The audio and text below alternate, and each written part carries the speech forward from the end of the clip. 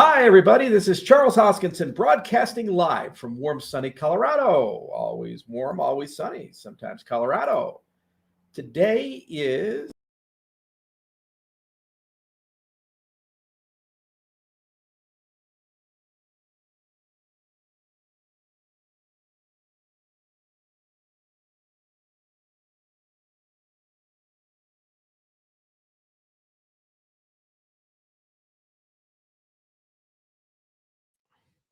there we go. The stream is back. Hi, everybody. This is Charles Hoskinson broadcasting live from warm, sunny Colorado.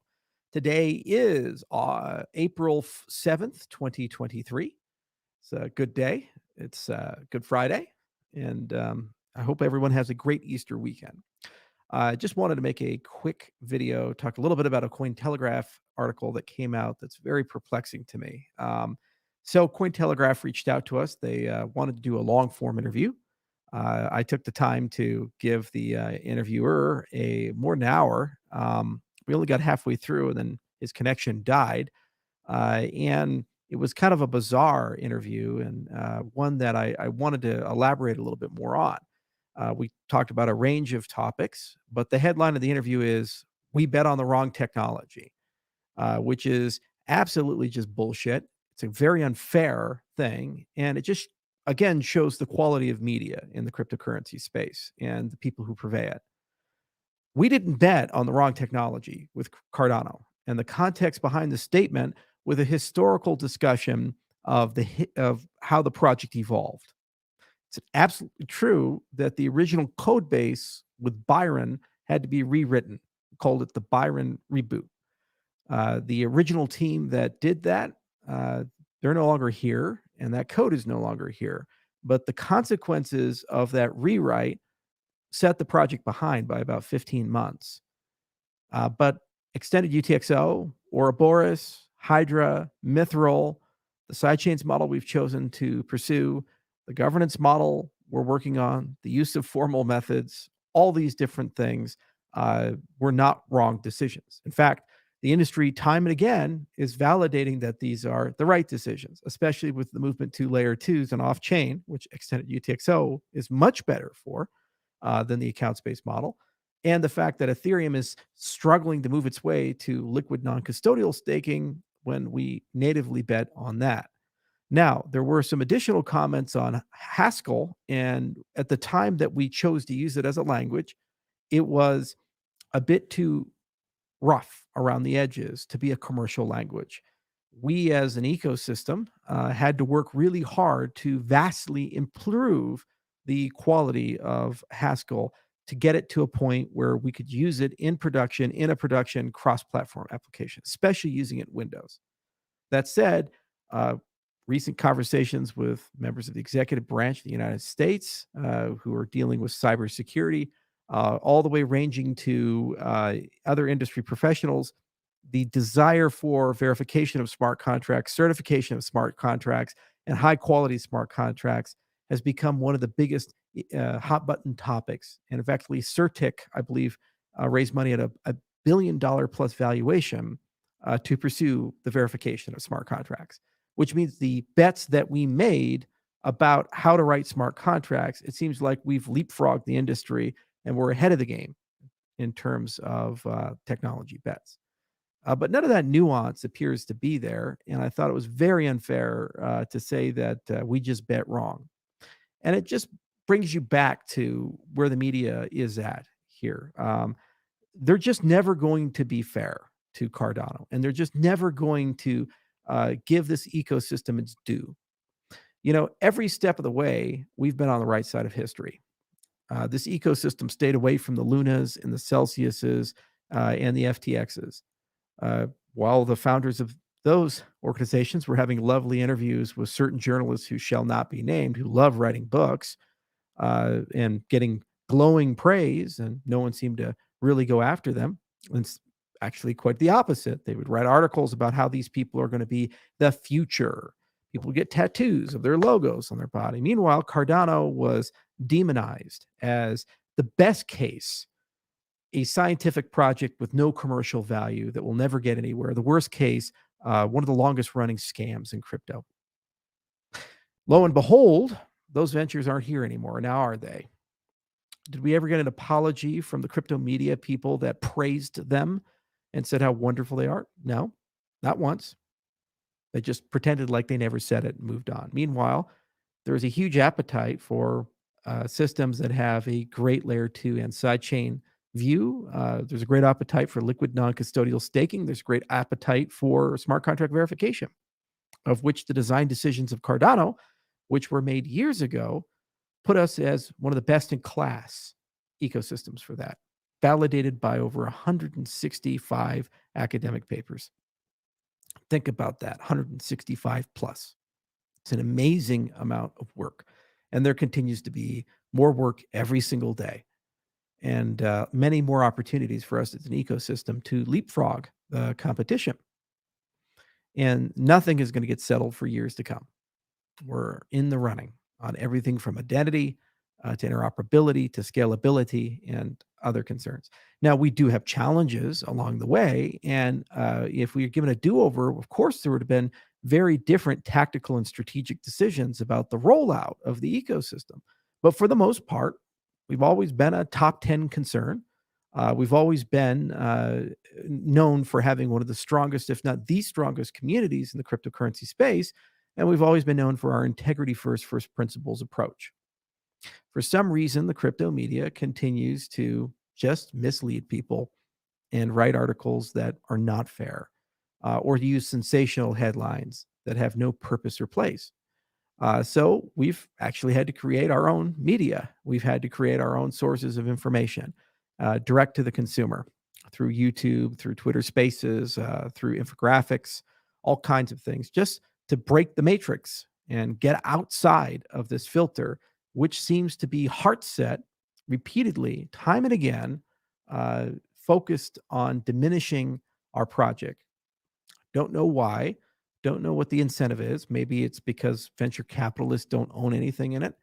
And as a result, they don't really profit too much if Cardano grows as an ecosystem. Whereas if other ecosystems that shall remain nameless, which they did invest heavily in, succeed, they will make windfalls and have already made them in some cases.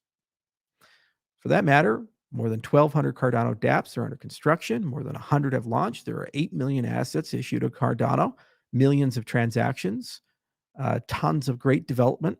Foundation just announced a certification program, an education program. IO continues to do great work. The community continues to do great work. Wonderful projects like Aiken and TX Pipe and Blockfrost and others are out, and they continue to grow.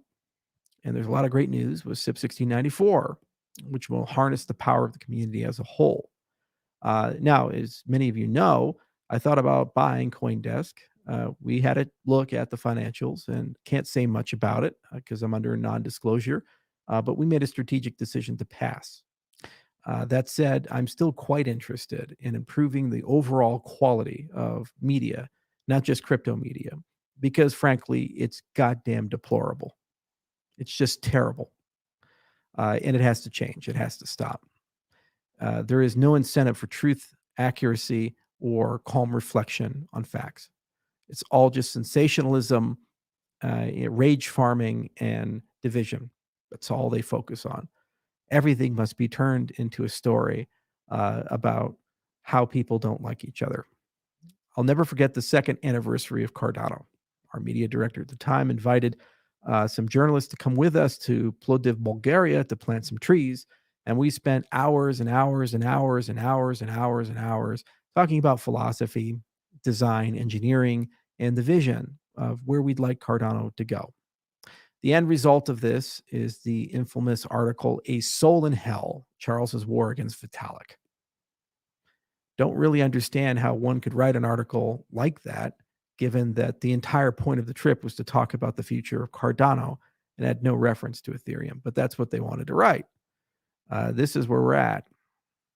And it's not going to change. So we're just going to have to outgrow them all. The reality is that over the next 5 or 10 years, 15 years, Cardano is going to fade to the backdrop, and it's going to be much more defined by the things built on it by you, the ecosystem and community. And there's already some amazing projects that you can see every day that are growing rapidly and doing some incredible things. Furthermore, some of the technology of Cardano really is starting to reach maturity to a point where it's innovating beyond any of the wildest dreams of its authors. Recently, good news about Hydra, its preliminarily applications reaching mainnet. And that means over the horizon, as we look to the next 12, 24 months, that tech stack is going to get increasingly more integrated into every single application people build on Cardano, where they need that scale. Mithril continues to evolve at a blinding rate, and my hope is to see Mithril-enabled wallets on Cardano on mainnet before the end of the year. When we look to things like the sidechain model of Cardano, that's maturing and evolving thanks to the Midnight Project, World Mobile Project, and others. And I think next year will be the best in class for that. So, in many different directions, whether we talk about recursive snarks and zero knowledge proofs, there are great ideas and solutions. Whether we talk about sidechains, the bridging mechanics for that, whether we talk about evolution of the consensus protocol with Ouroboros continuing to grow, and great papers like Laos and Paris and others coming out, which will provide a lot of insight into everything from finality gadgets to parallel chains that can be high throughput and allow asynchronous calculations to occur.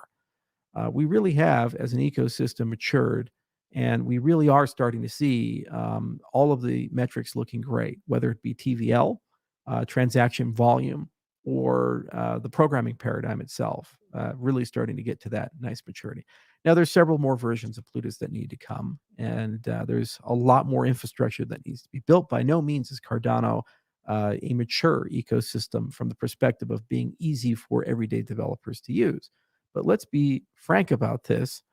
Very few ecosystems have any semblance of maturity, even Ethereum included, and they continue to be works in progress, and there continues to be a lot more to add. If you don't believe that, then ask yourself, what version of Java was the version that reached perfection and everybody just migrated to it?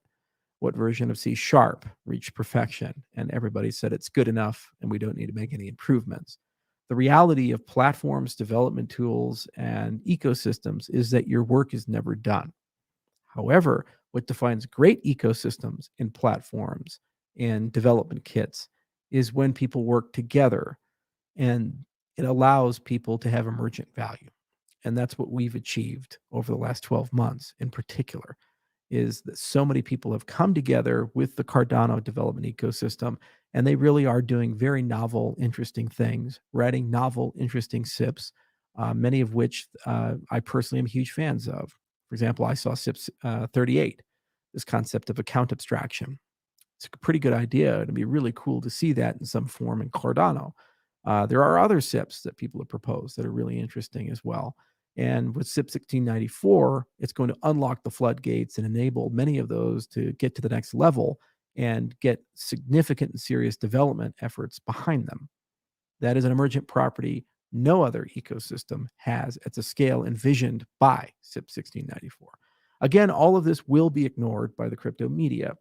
They're only going to report on the mistakes we make and the statements we make that seem to be critical of the ecosystem.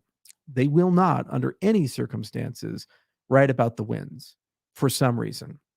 Thus, it's incumbent upon us to grow around them, outside of them, and eventually overcome them. And I think we will. So, thank you all for listening. Have a happy Easter. And I always enjoy the food. I hope you do too.